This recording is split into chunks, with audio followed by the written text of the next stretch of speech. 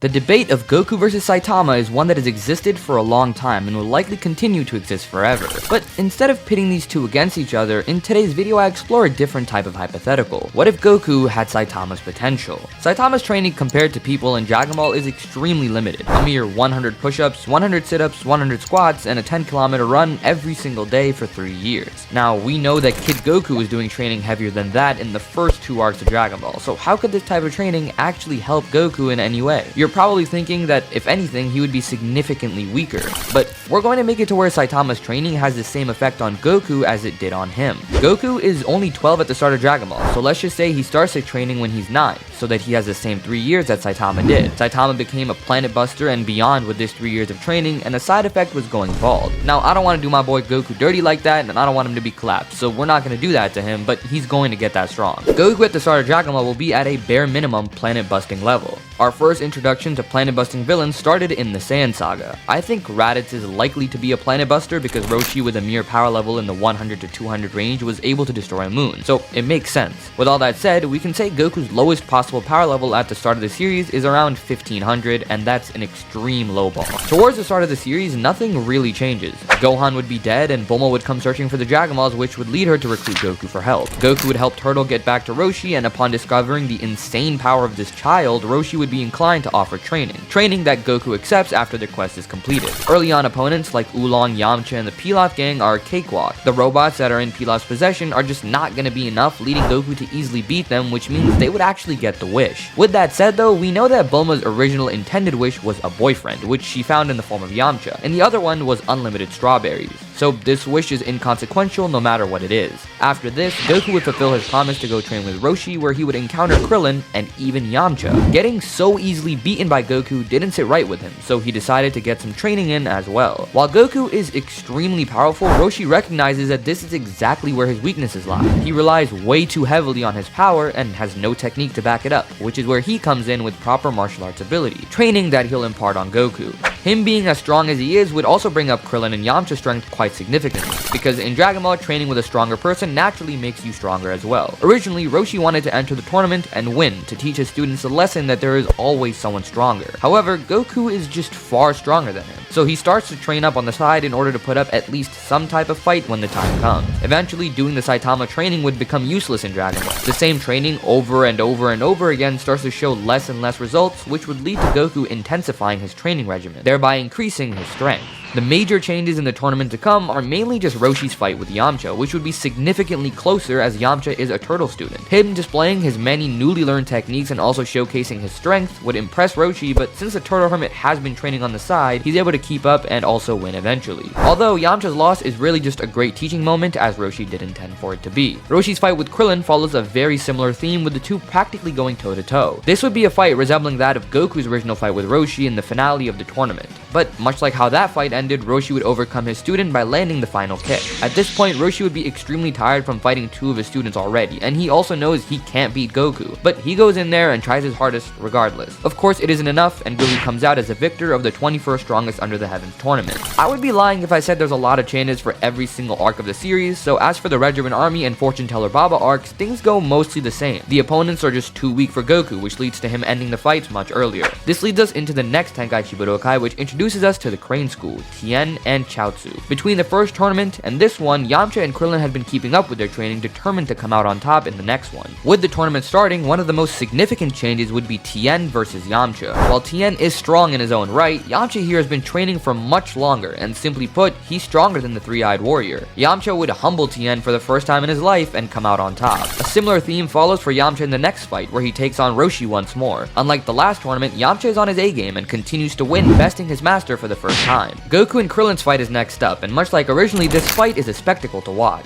Rival versus rival, friend versus friend going at it and laying it all on the line. It comes down to a final punch where they both land, but Goku's is stronger, sending Krillin flying out of the ring. This means that the final matchup is between Yamcha and Goku. While Yamcha has been on his A-game, this is as far as he goes because he just isn't as strong as Goku. He shows heart and puts it all out there, but ultimately loses to the 2-time victor of the Strongest Under the Heavens tournament. After which, everyone goes to celebrate and Krillin goes back to retrieve Goku's Dragon Ball and Radar like originally. This is when tambourine makes his move on Krillin's life. However, this time around, Krillin is plenty strong to avoid the blow, and after exchanging in combat with the child of Piccolo, he knocks him to the ground. A short interrogation ensues in which Roshi realizes the threat they face and understands what must be done. Retrieving the famous rice cooker, Roshi and the Z-Fighters head to Piccolo's compound where they're first faced up against 3 more henchmen. Yamcha takes out Drum, Krillin takes out Piano, and Goku takes out Symbol. Piccolo tries to fight against them, but he too is beaten to the ground. Looking up, he sees a bright green light heading towards him, and it's Roshi's Mafuba, sealing him away permanently. This means no Piccolo Jr. and an 8-year time skip in which there's peace. There would be another tournament in this time, which Goku would be a victor of yet again, and he would also reunite with Chi-Chi here and marry her, as well as having Gohan, who he would train with a simple training regimen from the start as well. Now, this scenario is not what if everyone had Saitama's potential, it's just Goku. So Gohan isn't inheriting this, but given that Goku is actually training him, he would have a stronger base power level than originally, just ever so slightly though. During this long gap, Goku would also meet Kami, who is extremely grateful for their help in stopping the Demon King. Kami would have offered Goku training under the gods, which he would accept. Given that Goku never drank the Ultra Divine Water, he would do that now and also strengthen the training of the mind as Mr. Popo teaches him to do. The most important thing here would be Goku's weighted training. He would get clothes from Kami which would be heavy as a means to introduce weighted training, which is greatly beneficial. Once this time skip comes to an end, the reunion at Kame House takes place where Raditz would finally arrive on Earth. It's pretty clear that Raditz is not going to be doing any damage to Goku, so when he tries to take Gohan, Goku would launch him miles away with a single punch. Landing down next to this so-called brother of his, Goku would tell him to retreat and never come back.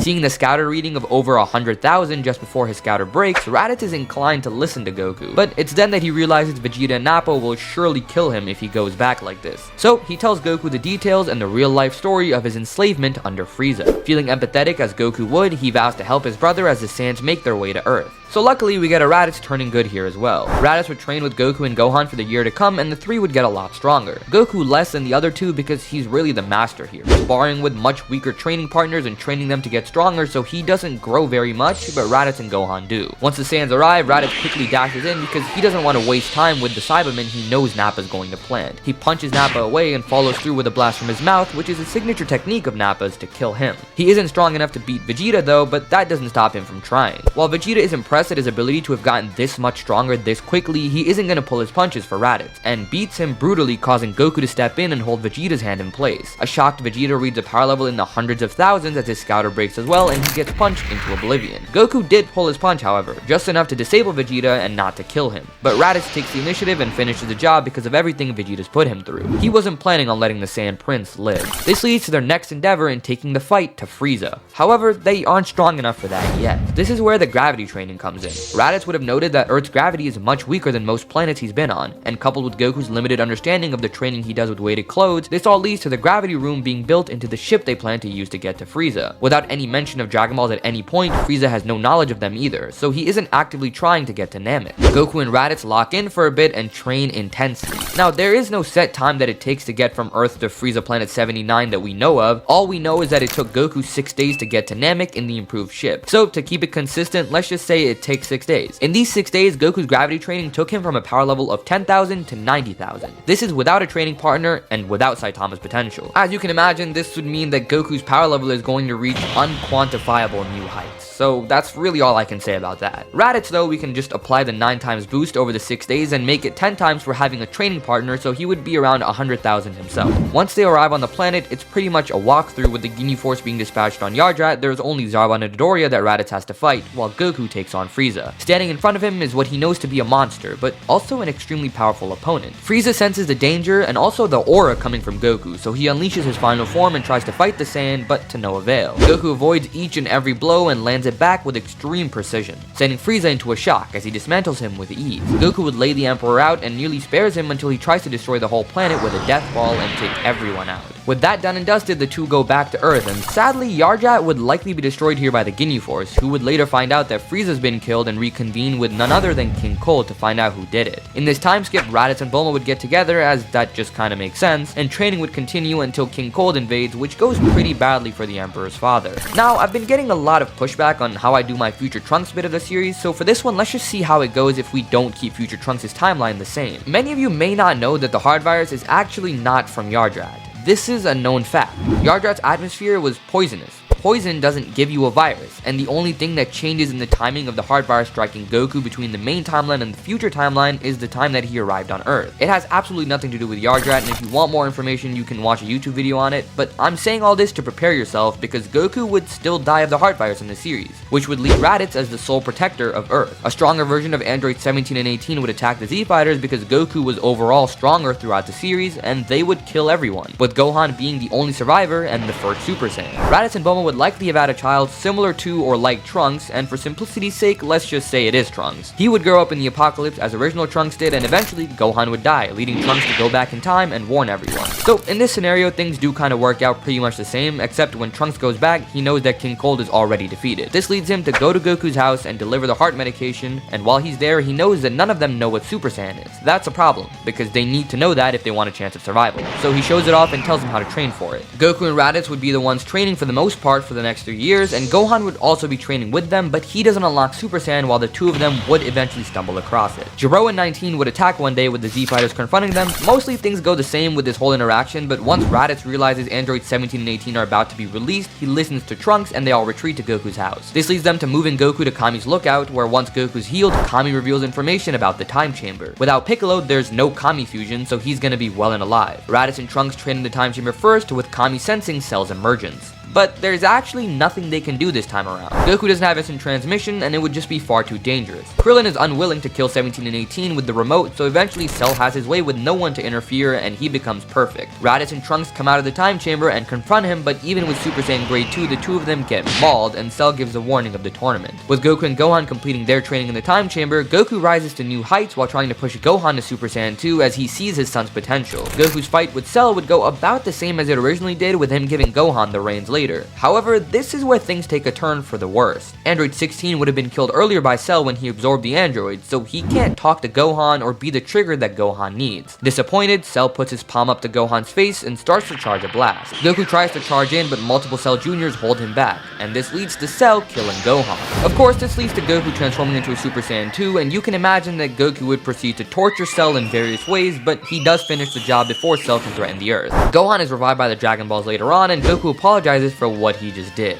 also recognizing that Gohan is not him. 7 years of peace later leads us into the Buu saga, which goes about the same as it did up until it becomes time to make someone Majin. The obvious candidate is Raditz, but that's just not gonna happen. Raditz has well past those evil desires and changed for the better with a kid and a wife, and no desire to kill his brother. So that fails, and Babidi can't really control anyone else. Dabura is sent out to fight, but he's swiftly killed by Raditz, leading to no Buu and a 4-year time skip, after which of course Beerus wakes up in search of the Super Saiyan God. Goku does not know who King Kai is this time around, so everyone's on Earth celebrating Bulma's birthday. Beerus arrives and enjoys the party until it comes time for the real question. Reveal the Super Saiyan God, or else. Everyone tries to fight him, and they all get pretty much bodied before Goku summons Shenron and asks the real question. With Raditz replacing Vegeta, the ritual is completed, and Goku would likely far surpass his original counterpart this time around, putting up an even better fight. Sadly though, after this fight is concluded, the rest of the series is going on almost identically to the original series, with Vegeta being replaced by Raditz. With that said, I hope you guys enjoyed. Like and subscribe, and check out this video to continue your good day on YouTube.